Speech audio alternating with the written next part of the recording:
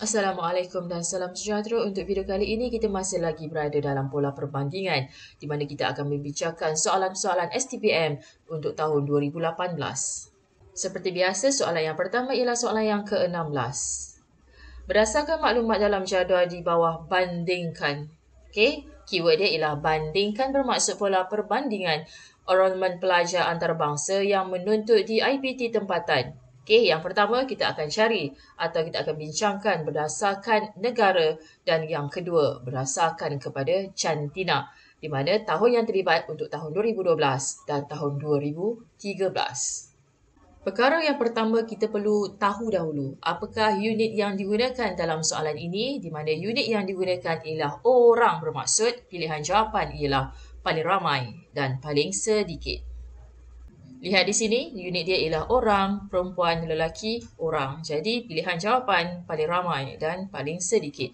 Apa yang kita akan perhatikan untuk perkara yang pertama, mengikut negara. Kita akan lihat kepada jumlah yang menegak bagi kedua-dua tahun, di mana tahun yang pertama, tahun 2012, kita akan cari mana yang paling ramai dan mana yang paling sedikit untuk tahun 2012. Manakala 2013 menggunakan konsep yang sama, kita akan cari siapa yang paling ramai dan siapa yang paling sedikit. Itu step yang pertama. Step yang kedua, disebabkan jumlah yang paling bawah ini ada, bermakna kita kena cari atau kira peratus daripada jumlah keseluruhan bagi data yang terlibat sahaja.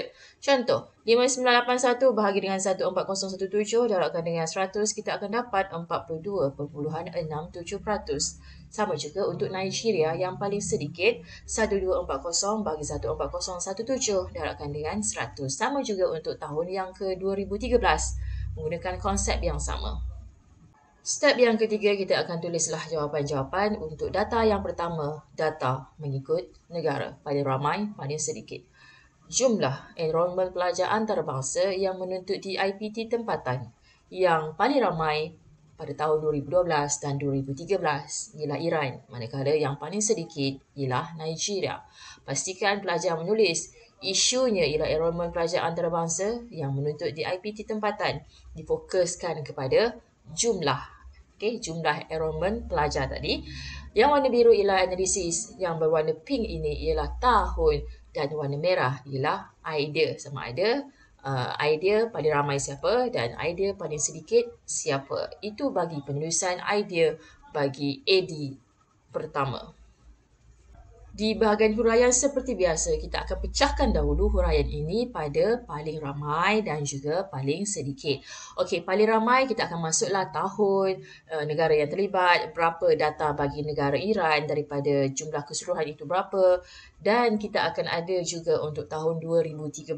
Okey, disebabkan dia adalah negara yang sama, maka kita tulislah segala perkara-perkara yang ada dalam ayat huraian ini. Huraian yang kedua, pastikan ada istilah manakala untuk membandingkan di antara yang paling ramai dan juga yang paling sedikit. Jadi kita akan masuklah data-data yang berkaitan dengan paling sedikit dari Nigeria, berapa bilangan orangnya, berapa persen daripada jumlah keseluruhan. Perlu dinyatakan juga jumlah keseluruhan pada tahun 2012. Diikuti dengan tahun 2013 berserta dengan data-data masing-masing.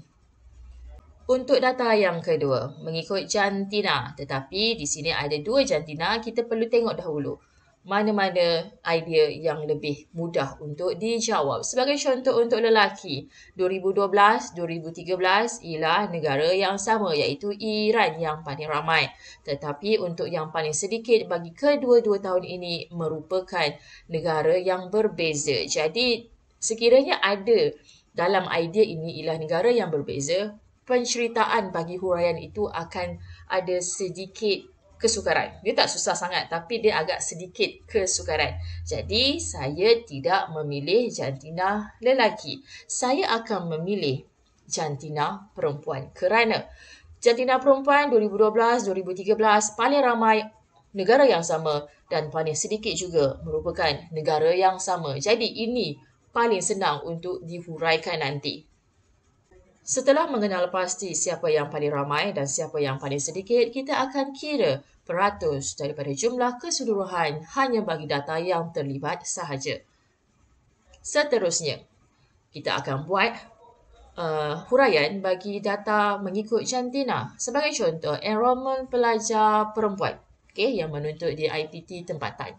Sekiranya nak menggunakan jantina lelaki, tukar sahaja istilah perempuan ini kepada lelaki. Paling ramai pada tahun 2012 dan 2013 ialah dari negara Iran, manakala yang paling sedikit dari Nigeria.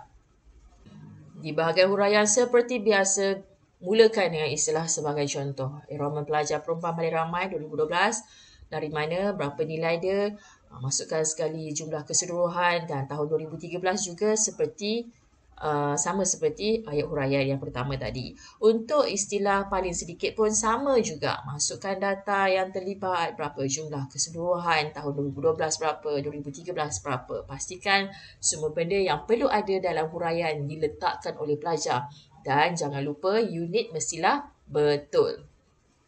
Soalan seterusnya, soalan yang ke-17 untuk tahun 2018. Cartapai di bawah menunjukkan kemasukan pelaburan asing dari negara terpilih ke Malaysia.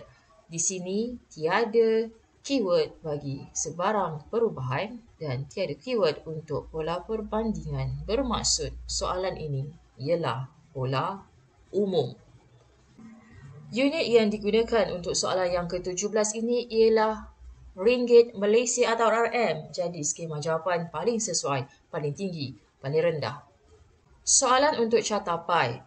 Peratus daripada jumlah keseluruhan telah pun diberikan, iaitu 45%, 13.7%. Jadi yang itu tidak perlu kira. Apa yang tiada dalam cartapai ialah nombor mutlak bagi masing-masing. Sebagai contoh, step yang pertama, bila dapat sahaja soalan yang berkaitan dengan cartapai, kita perlu kira data mutlak daripada jumlah keseluruhan bagi semua data. Semua data wajib dikira. Cara untuk kira sangat senang. Jumlah keseluruhan darabkan dengan peratus masing-masing. Sebagai contoh, 5215.8 darabkan dengan 45%, darabkan pula dengan 13.7%, 38.2% dan 3.1%. So, inilah nombor-nombor mutlak bagi setiap data. Ini untuk tahun 2019. Untuk tahun 2010 sama juga. Jumlah keseluruhan darabkan dengan persen masing-masing. Kita akan dapat nombor mutlak bagi Amerika Syarikat, Taiwan, Singapura dan juga China. Untuk senang tengok, kita akan letakkan dalam bentuk jadual. Jadi di sini seperti biasa kita akan cari siapa yang paling tinggi, siapa yang paling rendah untuk setiap tahun. Data ini sangat senang disebabkan paling tinggi negara sama, paling rendah pun negara yang sama bagi kedua-dua tahun. Jadi idea dia ialah pada tahun 2009, 2010, ini ialah tahun kemasukan pelabur asing, ini ialah isunya Amerika Syarikat paling tinggi, China paling rendah. Seperti biasa untuk huraian, kita akan masukkan benda-benda yang berkaitan. Mesti ada tahun, ada isu dia, ada difokuskan kepada negara mana ataupun ID-nya apa, berapa nilai dia dan berapa persen daripada jumlah keseluruhan.